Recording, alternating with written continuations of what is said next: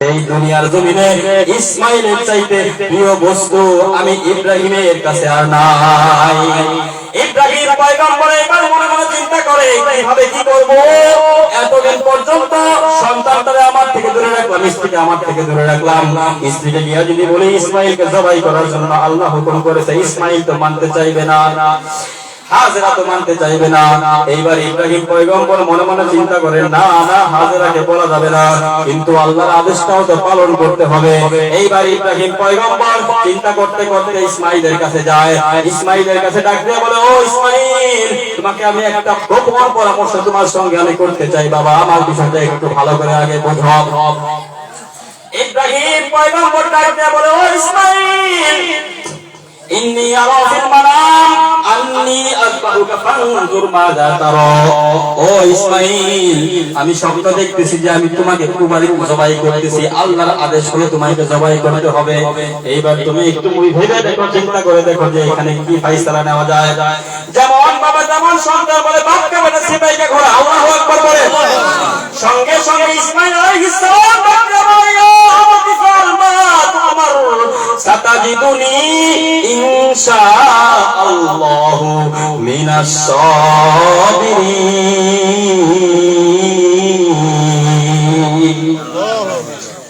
ইসমাইল পয়গম্বর জানা দেয়, ও বাবা, আপনি কোনো টেনশন করবেন না, আপনাকে আমার আল্লাহ রাব্বুল আলামিন যে আদেশ করেছেন এই আদেশটা আপনি পালন করেন, আমি আপনার সঙ্গে সন্তান হয়ে আপনাকে সাহায্য করব ইনশাআল্লাহ। আপনি আমাকে ধৈর্যশীলদের অন্তর্ভুক্ত পাইবেন। এইবার ইব্রাহিম পয়গম্বর ইসমাইল পয়গম্বরের সঙ্গে পরামর্শটা শেষ করে হাজেরার কাছে ডাক দিয়ে বলে, হাজেরা রে, আমার ইসমাইলকে একটু সুন্দর করে সাজায় দাও, তারা নিয়ে ঘুরতে যাব। হাজেরা ডাক দিয়ে বলে, আপনি তারা নিয়ে ঘুরতে যাবেন? হাজেরা বলে খুশি হয়ে গেছে, সুবহানাল্লাহ বলে। দেখবেন মায়েদের কাছে এই দৃশ্যটা বড় আরামদায়ক, বড় শান্তিদায়ক। যখন মা দেখে তার ছোট্ট সন্তানটা তার স্বামীর হাত ধরে ধরে মসজিদে যায়, ঠিক না ভাই?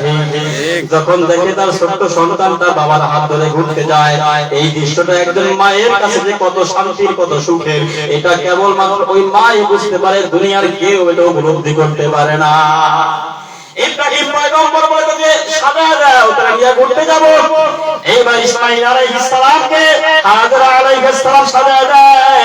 এইবার হাজেরা আলাইহিস সালাম যখন ইসমাইল পয়গম্বরকে সাজায় দিয়েছে, এইবার ইসমাইল পয়গম্বরকে নিয়ে ইব্রাহিম আলাইহিস সালাম সামনের দিকে রওনা হয়েছে। এই কথাগুলো শেষ করব, আপনারা কি বলেন? আপনাদের ধৈর্য আছে? আরেকটু শেষ করব। ইব্রাহিম পয়গম্বর ইসমাইল আলাইহিস সালামকে নিয়ে সামনের দিকে রওনা, কিন্তু ইবলিসের সহ্য হয় না।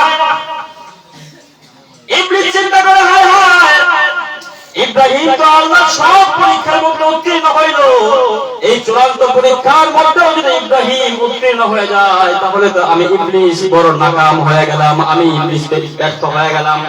যেমনি হোক এই পরীক্ষার মধ্যে ইব্রাহিমকে সফল হতে দেওয়া যাবে না। এইবার ইবলিস গিয়া হাজেরার কাছে প্রথমে যায়, হাজেরাকে ডাক দিয়ে বলে, হাজেরা, তুমি কি জানো নাকি তোমার কলিজার টুকরা সন্তানকে নিয়ে ইসমাইলকে নিয়ে ইব্রাহিম কিসের উদ্দেশ্যে রওনা হয়েছে? বলে, আমার সন্তানকে নিয়ে ইব্রাহিম ঘোরার জন্য গেছে, ঘুরতে গিয়েছে। বলে, না না, তোমার সন্তানকে তোমার স্বামী ইব্রাহিম আল্লাহর হুকুমে জবাই করার জন্য যাইতেছে। বলে, না না, এটা হতে পারে না, আমার সন্তান ইসমাইল তার বাবা ইব্রাহিম অনেক মহব্বত করে, বলে আল্লাহ হুকুম করছে অবশ্যই করবে। হাজেরা ডাক দিয়া বলে, আল্লাহ হুকুম করছে? বলে, হ্যাঁ আল্লাহ হুকুম করছে। বলে, আল্লাহ যদি হুকুম করে থাকে তাহলে আল্লাহর হুকুমে আমার সন্তানকে আমার স্বামী জবাই করবে।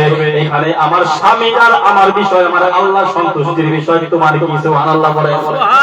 ইবলিস চিন্তা করে, হায় হায়, হাজেরার তো কিছু পাওয়া যায় না। এইবার ইবলিস ইসমাইলের কাছে যায়, ইসমাইলকে ডাক দিয়ে বলে, ইসমাইল, তুমি কি জানো নাকি তোমার বাবা তোমাকে কোথায় নিয়ে যাইতেছে? ইসমাইল পয়গম্বর বলে, হ্যাঁ আমি জানি। বলে, কোথায় নিয়ে যাইতেছে? বলে, আমাকে জবাই করার জন্য যাইতেছে। এইবার বলে, তুমি এত বোকা কেন? তোমার বাবারে তুমি চিনো নাকি? তোমার বাবা তোমায় কোনোদিনও মহব্বত করে নাই, তোমার বাবা তোমার উপরে হিংসার কারণে তোমার বাবা তোমাকে জবাই করে দিবে।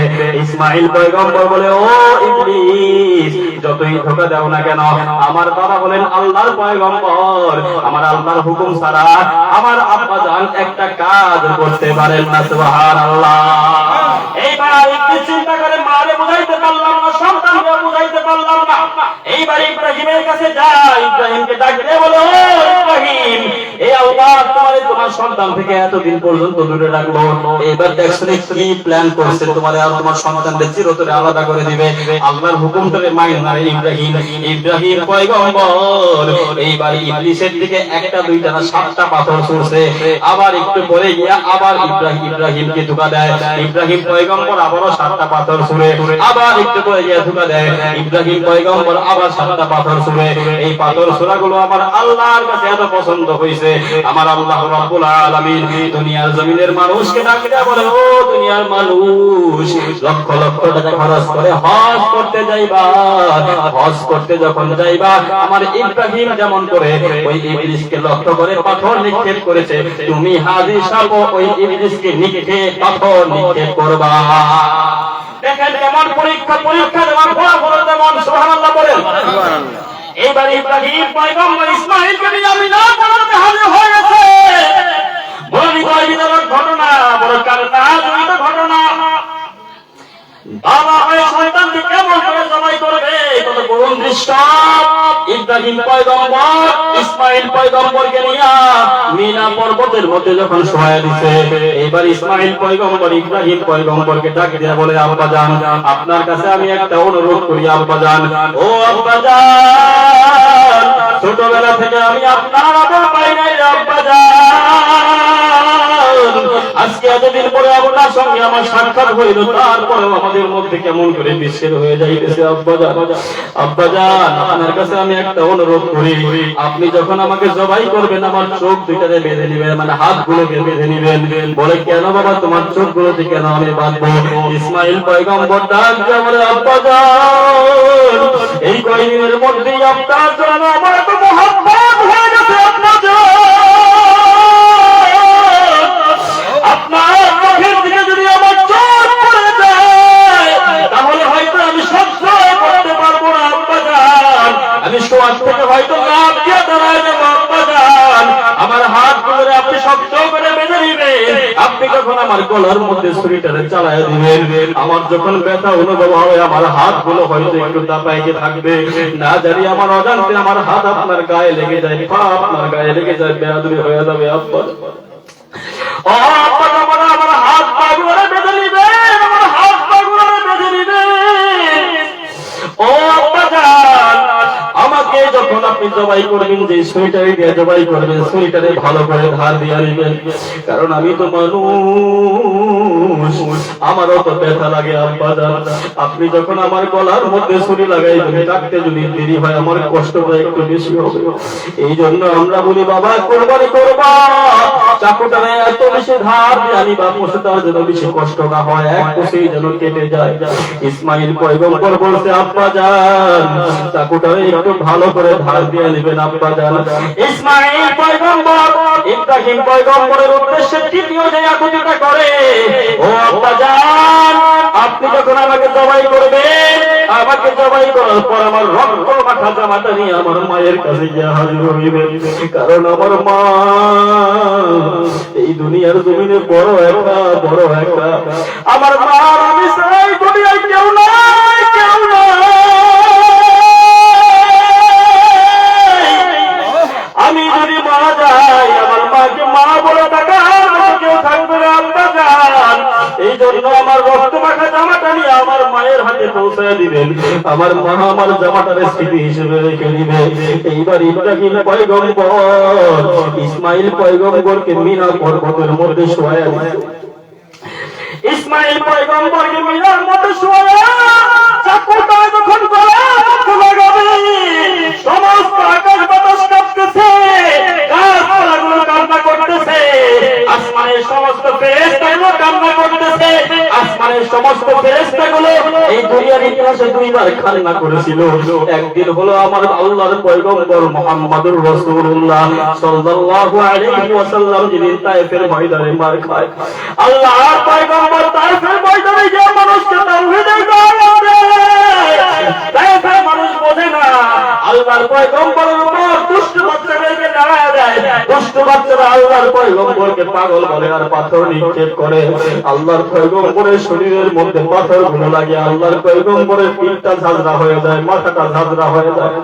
আল্লাহর পয়গম্বরের সঙ্গে ছিলেন আল্লাহর পয়গম্বরের পালক সন্তান যায়েদ একবার ডানে যায়, একবার বাঁয়ে যায়, একবার সামনে যায়, একবার পিছনে যায়।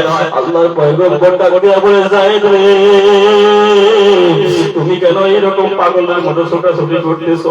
যায়েদ ডাক দিয়া বলে, ও আল্লাহর পয়গম্বর, আমি যায়েদ আপনার সঙ্গে থাকবো, আর আপনার শরীরের মধ্যে পাথর লাগবে, আমি যায়েদ সহ্য করতে পারি না। আমি যখন ডানে যাই আমার মনটা বলে বাঁ দিক থেকে পাথর আসতেছে, আমি পায়ে চলে আসি। আমি যখন পায়ে যাই আমার মনটা বলে পেছন থেকে পাথর আসতেছে, আমি পেছনে সইটা যাই। আমি যখন পেছনে যাই আমার মনটা বলে সামনে থেকে পাথর আসতেছে, আমি সামনে ছুটে যাই। আল্লাহর পয়গম্বর, আল্লাহর পয়গম্বরের উপর ওই দিন এত আক্রমণ, এত আক্রমণ। আল্লাহর পয়গম্বর একটু পর পর বেহুশ হয়ে যায়। আল্লাহর পয়গম্বরের কষ্ট সহ্য করতে না পারে আসমানের সমস্ত ফেরেশতারা কান্না করে। আর আল্লাহকে ডাক দিয়া বলে, মালিক, তুমি কি দেখো না তোমার পয়গম্বরকে দুনিয়ার মানুষ কেমনে কষ্ট দেয়, কেমনে কষ্ট দেয়? আমরা ফেরেশতারা তো সহ্য করতে পারি না রে আল্লাহ। ও আল্লাহ, তুমি কি তোমার পয়গম্বরকে এইরকম কঠিন মুসিবত থেকে রক্ষা করতে পারো না?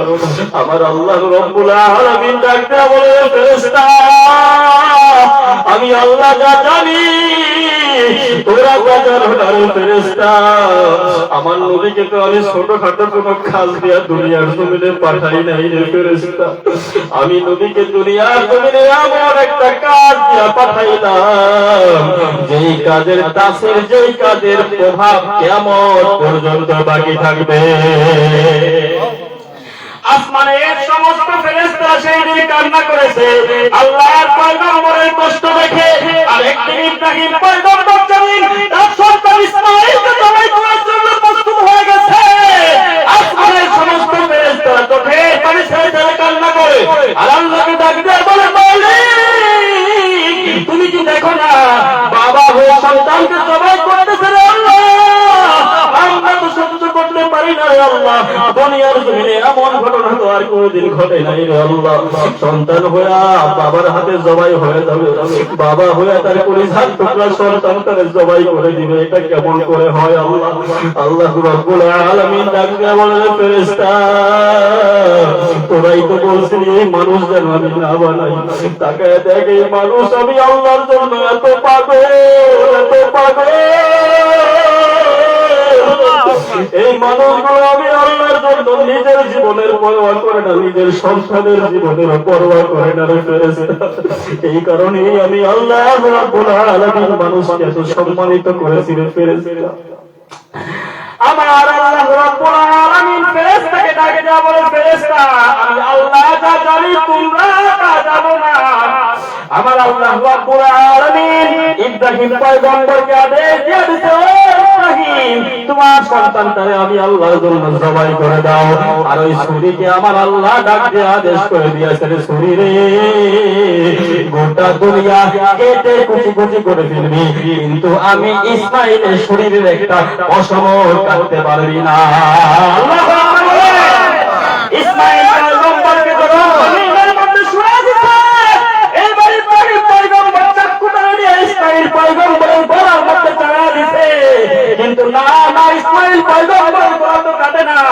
এইবার ইসমাঈল পয়গম্বর ডাক দিয়ে বলে, আব্বা জান, মনে হয় চাকুর মধ্যে বেশি একটা ধার হয় নাই, চাকুটা এখনো পর্যন্ত ভালো করে ধার দেওয়া হয় নাই, মেহেরবানি করে আরেকটু ভালো করে ধার দিয়ে নেন। ইব্রাহিম পয়গম্বর আবার ধার দেয়, আবার চাকু চড়াই কাটে না, এইবার আবার ধার দেয়, আবার চাকু চড়াই কাটে না। বারবার চাকু যখন চড়ায় ইব্রাহিম পয়গম্বরের মাথাটা গরম হয়ে গেছে। ইব্রাহিম পয়গম্বর রাগে গুসায় চাকুটা ধরে নিক্ষেপ করে দেয়। চাকুটা গিয়ে একটা বিশাল বড় পাথরের মধ্যে লাগে, পাথরের মধ্যে লাগার সঙ্গে সঙ্গে বিশাল বড় পাথর মুহূর্তের মধ্যে দ্বিখণ্ডিত হয়ে যায়। সুবহানাল্লাহ। ইব্রাহিম পয়গম্বর অবাক হয়ে গেলেন, পাথর দ্বিখণ্ডিত হয়ে যায়, কিন্তু ইসমাইলের গলা কেন কাটে না? ইব্রাহিম পয়গম্বর মনে চিন্তা করে মনে হয় আমার আল্লাহ আমার উপর নারাজ হয়ে গেছে। ইব্রাহিম পয়গম্বর চোখের পানিটা ছেড়ে ছেড়ে চাকুটারে নিয়ে বলে, ইসমাইল শো, মনে হয় আল্লাহ আমাদের উপর কোনো কারণে নারাজ হয়ে গেছে। আল্লাহ মনে হয় আমাদের কুরবানিটারে কবুল করতে চায় না রে ইসমাইল। ইসমাইল পয়গম্বর সঙ্গে সঙ্গে শুয়ে পড়ছে। এইবার ইসমাইল পয়গম্বর যখন জমিনের মধ্যে শুয়ে পড়ছে, ইব্রাহিম পয়গম্বর বিসমিল্লাহি আল্লাহু আকবার বলিয়া যখন চাকুটারে ইসমাইলের গলার মধ্যে চড়াইয়া দিছে, মুহূর্তের মধ্যে ফিনকি দিয়ে রক্ত বের হয়ে গেছে। মুহূর্তের মধ্যে রক্ত দিয়া ইব্রাহিম পয়গম্বরের শরীর রঞ্জিত হয়ে গেছে, হাত রঞ্জিত হয়ে গেছে, চাকুটা রঞ্জিত হয়ে গেছে। ইব্রাহিম পয়গম্বর চক্ষুটা খুলে না আসমানের দিকে তাকায় বলে, আল্লাহ গো, তাকায় দেখো আমি ইব্রাহিম তোমার জন্য কত পাগল। ও আল্লাহ, আমি ইব্রাহিম তোমার জন্য শুধু আমার সন্তানকে মালিক, আমার এই জানটারে যদি 100 বার তোমার রাস্তায় কুরবানি করতে হয়, তাহলে একবারের জন্য আমি ইব্রাহিম পিছপা হব না। ইব্রাহিম পয়গম্বর যখন চোখটারে খুলছে, কাকে দেখে সামনে একটা দুম্বা জবাই হয়ে গেছে। সুবহানাল্লাহ। ইব্রাহিম পয়গম্বর তাকে দেখে সামনে একটা দুম্বা জবাই হয়ে গেছে, আর ইসমাইল পয়গম্বর সামনে দাঁড়ায় দাঁড়ায় হাসতেছে। ইব্রাহিম পয়গম্বর মাথাটা গরম হয়ে গেছে, ওই কে তুই আমার সঙ্গে বাটপারি করলি, তুই আমার কথার অমান্য হইলি, তাড়াতাড়ি শো, আল্লাহর জন্য জবাই করতে হবে। আল্লাহ রাব্বুল আলামিন আসমান থেকে ডাক দিয়া বলে, ইব্রাহিম, ইসমাইলের কোনো চালাকি নাই, ইসমাইলের এখানে কোনো হাত নাই। আমি আল্লাহ রাব্বুল আলামিন কুদরতি ভাবে তোমার উপর সন্তুষ্ট হয়ে ইসমাইল পয়গম্বরকে সরায় দিয়া জান্নাতি দুম্বা হাদিয়া দিয়া দিলাম। এই কথাই আল্লাহ বলেন, ফালাম্মা আসলামা ওয়া তাল্লাহু লিল জাবিন ওয়া নাদাইনাহু আইয়া ইব্রাহিম قد صدقت الرؤيا إنا كذلك نجزي المحسنين। আল্লাহ রাব্বুল আলামিন বলে, ও ইব্রাহিম, আমি আল্লাহ রাব্বুল আলামিন তোমার উপর সন্তুষ্ট হয়ে গেলাম, তুমি তোমার সত্যতারে সত্য পরিণত করছো। আমি আল্লাহ রাব্বুল আলামিন তোমার উপর সন্তুষ্ট হয়ে তোমাকে আমি প্রতিদান দিয়ে দিলাম, পুরস্কার দিয়ে দিলাম। আল্লাহ রাব্বুল আলামিন বলেন, ওয়াফাদাইনাহু বিযিবহিন আযীম। আল্লাহু আকবার। ইব্রাহিম পয়গম্বরকে ডাক দিয়া বলে, ও ইব্রাহিম, যাও যাও, এই দুম্বানিয়া তোমাদের বাড়িতে যাও। দুম্বানিয়া যদি বাড়িতে দুম্বানিয়া বাড়িতে গিয়া তুমি তোমার সন্তান আর স্ত্রীকে নিয়া মজা করে এই দুম্বার গোশত খাও, আর আমি আল্লাহর শুকরিয়া আদায় করো। বলেন সুবহানাল্লাহ। তাহলে এতক্ষণের আলোচনা থেকে আমরা কি বুঝলাম? যারা প্রকৃত মুমিন তারা সবচাইতে বেশি ভালোবাসে একজনকে। আওয়াজ করে বলেন, তিনি কে? আল্লাহর জন্য যা কিছু করতে হয়, জান দিতে হলে জান দেয়, মাল দিতে হলে মাল দেয়, সন্তান দিতে হলে সন্তান দেয়, সব কিছু দিয়ে হলেও আল্লাহর ভালোবাসা প্রমাণ করতে চায়। আমরাও কি আল্লাহকে ভালোবাসতে চাই? কে কে চাই আল্লাহকে? দুটো হাত করে রাখা।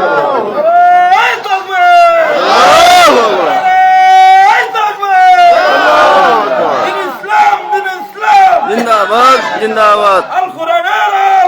घरे घरे जालो, घरे घरे जालो। এজন্য আজকে আমাদের আলোচনার সংক্ষেপ হলো যে প্রকৃত মুমিন যারা, তারা আল্লাহকে ভালোবাসবে, যে বিষয়ের উপর ঈমান আনবে ওই বিষয়ের উপর আমল করে প্রমাণ করবে যে হ্যাঁ আল্লাহ, আমি তোমাকে সবচেয়ে বেশি ভালোবাসি। আল্লাহ তাআলা যেন আমাদেরকে যে কথাগুলো বললাম এই কথাগুলোর উপর পরিপূর্ণ আমল করার তৌফিক দান করেন। সকলে কই আমিন।